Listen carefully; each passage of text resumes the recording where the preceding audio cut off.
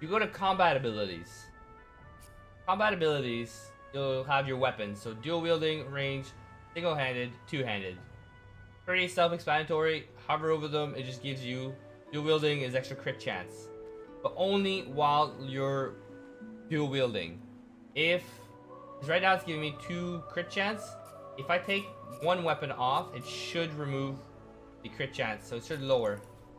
Right there. You have to be dual wielding for it to work. So if you plan on dual wielding, mainly a rogue, you can do a single dagger rogue. It does work also, but you'll get more accuracy, which I don't think you'll need on a rogue. And flat out damage, you're betting off with crit. Well, I'm not sure actually. Oh, extra damage. 3, 4. Hard to say, because backstabs I'm pretty sure are guaranteed crits.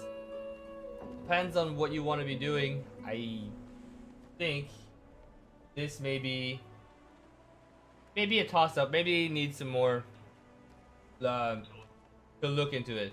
Like some more information. Now, range. Basically, if you're a ranger, this is where your go-to is. It's just bows and crossbows. You're gonna need probably the accuracy more than the damage. Especially if you have height advantage, that might help you keep your accuracy. Not 100% sure. I think it's just damage. I'll check it later. Damage and range.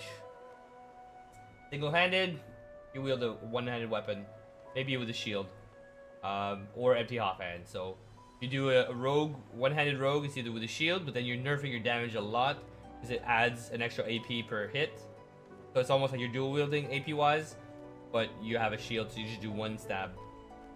If you just put the one dagger in a hand and nothing in your other hand, then you're going to be doing 1 AP hits, which can be pretty good, especially if you only need 1 hit to kill someone. And all of a sudden, then you have Warlord, you get more AP back. That's good. If not, if you were using dual wield, you would have killed him anyway because he has 1 HP. Then you wasted an AP in theory, but then you can't just remove it because it's going to cost you an AP to remove it. So, two-handed. Self-explanatory, except staffs are included. Spears, staff, a two-handed mace, axes, and swords.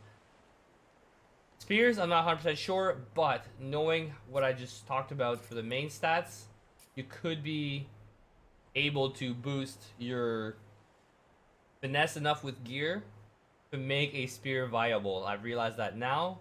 They are not optimal, but could work. Then you have magic armor, which is basically, doesn't show here, these points here. Magic and physical. The first point is worth it. You will get plus 7%. Sure. Second point, you're only going to get 9, so an extra 2%. That's not really good. Like, I mean, if you invest a lot, sure, you can get to maybe like 20%. But still, you'd be investing a lot of points in here. So the best value for your points, it's the first one. Same idea for this one. 4, and then it's 1%. 1%. Like, it's not even worth getting extra vitality because it's only 1%. Unless, like, really late game, still 1% is a very small increase. That goes for your defense. I think defense is going to be highly overlooked because I don't think right now it's worth it. Alright, Arrow Surge. That's your wind spells. What it also does, though, is all damage dealt to magic armor. So if you do any magic damage, even with a magic weapon, it'll increase the damage to the magic armor. This is handy to know so that you can properly CC the enemies when you target mages with magic spells. Mages. Generally, I found mages had magic armor. It could be a warrior that has magic armor. Geomancer. It says all physical armor restoration and poison damage you cause. The only armor regeneration I've noticed is with Fortify and if you caused Blessed Oil. That's the only time I've seen armor regeneration. But again, these can be used by anyone. You do not have to be a full-out Geomancer to get these points. If you're a warrior and you do have Fortify, this will still work. Huntsman, this is for your ranger, but it also affects anybody else. So if you're a warrior and you have a healing spell or anything you do have on your bar is affected, not just ranger skills. So base pretty sure the base is 20% damage bonus. I'm not sure about the range bonus. And this also fixed the damage penalty when you're shooting at somebody higher than you. Now, you can get this quite high. Okay, we have Sabile here. He has Huntsman 1 already. You look, it's 4% damage bonus per point, and then 10% range bonus. Your range goes huge with a few investments in here, which I think could be nerfed potentially. Maybe down to 5%. Because if you keep going, your range bonus now is at 30%. And it's not hard to build a ranger, go all out. And even negating the damage penalty to 0. So whatever's higher than you, you're still going to do full damage. But this counts on spells too, not just huntsman skills. Everything. Everyone that is attacking that higher. I don't think melee counts. You can't get height advantage as a melee, I'm pretty sure. Unless you're using a skill that would allow you to, like, so I'm thinking blitz would allow you to, like, blitz farther, teleport farther. That's about it. Or jump. Phoenix dive would also get benefits from this. Mainly the range though. Hydro. Hydro is all your healing spells and magic armor regeneration.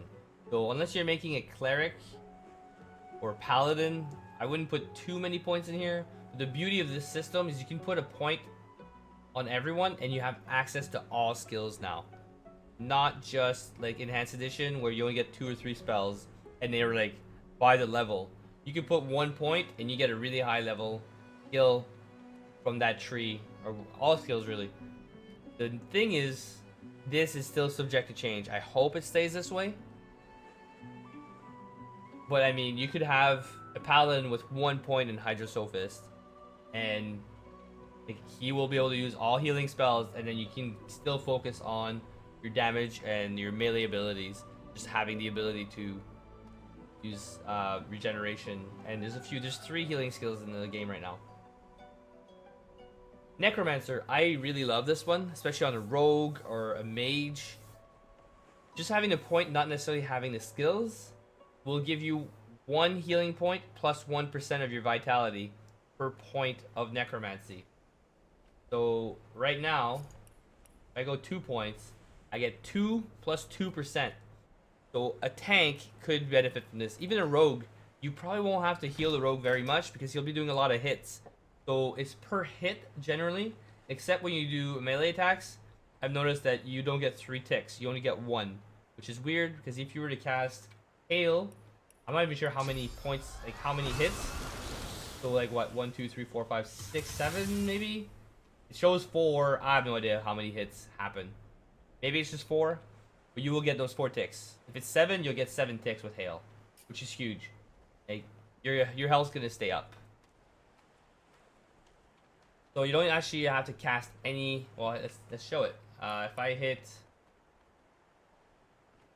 her, see, 5 health. Oh, that's see, that's the 1 hit. This is what Lucy. With 2 weapons, I healed 10 right there. Doesn't seem like much, but it can be pretty handy. Especially if you're a rogue that doesn't get hit much, but sometimes you'll take like 1 tick of poison or something. You can just, in your turn, you could probably hit 7 times. You have Adrenaline, Warlord. It keeps you up. It keeps you up on your health.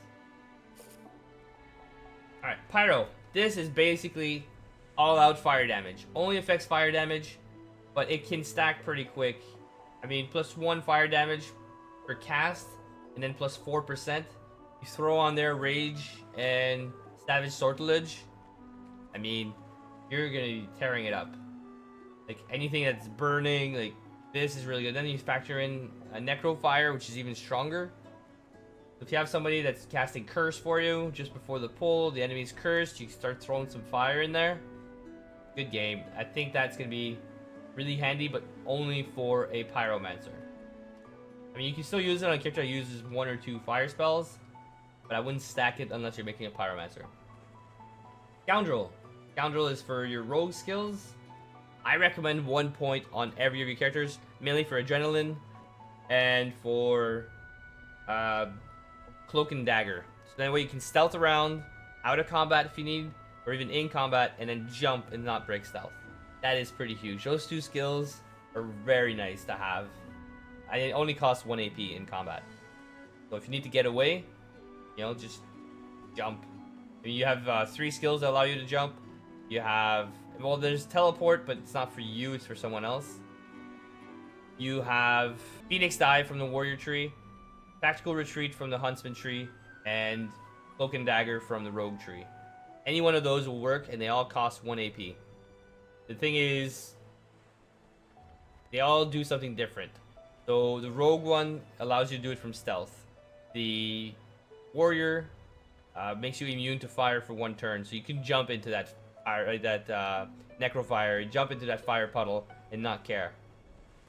Then there's Tactical Retreat, which is from the Huntsman, will give you haste for 1 turn. So you can actually Tactical Retreat and keep moving at a higher rate. Warfare, the last skill in your combat abilities. That is for your warriors, but what it says right here, increases all damage due to physical armor. So your melee attacks, anything physical, so you can even do more damage with your mosquito swarm. So if you're using skills or spells that are focused on physical armor checks, then you may want to consider putting a few points in so that you can ensure, if you know, if you're not sure, if let's say he has 20 armor left, you're not sure if you're going to do enough damage on the 20 armor, because if you chew through the armor, he's got some armor, it will do the effect, bleed effect in this case. See, I only did 20 damage, he absorbed it. I still got my health, but he did not bleed. If I were to hit somebody else, she only has 12 or 13 now. So if I were to do it on her, it's probably going to chew through it. By chewing through the armor, it does the effect. You have to break that armor to get the effect. That is it for your combat abilities.